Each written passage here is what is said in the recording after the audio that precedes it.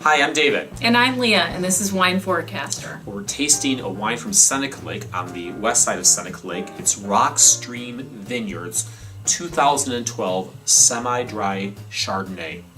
What do you know about Rock Stream Vineyards? Well, they're just north of Watkins Glen, as you mentioned, on Seneca Lake.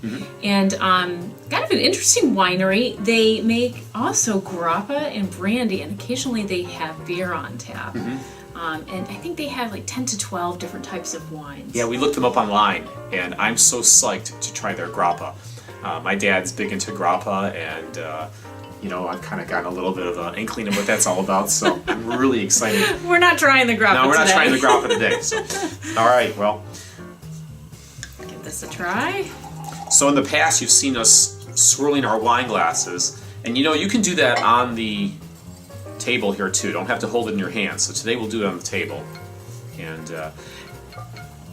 we also picked up a white cloth or napkin, actually, just to hold behind our wine glass, and that gives you a neutral viewpoint to see what the color of the wine is. And boy, it's very, very, there's a tint of color to it.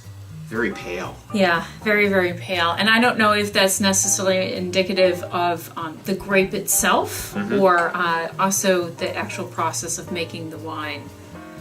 And of course, swirling the wine, again, it allows the oxygen to get into the wine. It helps to open it up. It releases a lot of the aromas or you might call it the bouquet of the wine. So make sure you do that. And you can actually, I know it's hard to see it on the video, but the alcohol content can almost be determined by the tears that run down the side of your wine glass. I think this was a pretty low alcohol. It was only like 11.5% something. Yeah, 11%. So it's a... very grapey smelling, so almost like a Welch grape in my opinion.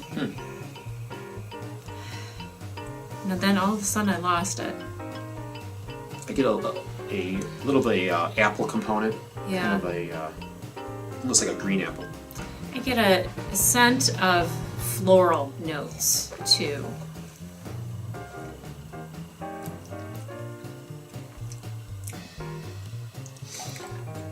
So it as well has a little bit of tang to it, not real harsh. I thought it might be a little bit more dry. No, it's semi-dry. Not that. Yeah. It's just I felt it would be a little bit more crisp. Okay. But it's nice. It's actually, this did not go through a secondary fermentation, a malolactic fermentation. So it was just fermented one time. And it's not an oak. Nope, not an oak. I don't. Yeah, no, because it was just fermented one time, stainless steel vat. So it's that's actually nice. I really like it too. You certainly get some apple to it, but you get a little bit of honey and lime also.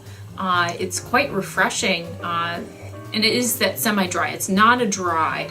You get a little bit of sweetness in there, but it's definitely not overpowering at all. It's a really refreshing Chardonnay. Now you actually have a pretty good pair for this wine today, don't you? Correct. So I made a butternut squash soup with peppered bacon and some roasted pumpkin seed oil. And that goes very well, doesn't it, with a Chardonnay that has not gone through a secondary fermentation? Yeah, they say for this, both the bacon and also for the squash soup, that it's better to pair it with a Chardonnay that has not been oaked, if you will, or put in oak barrels. Let's try it. So let's give this a try for sure. You can tell right away it's going to go.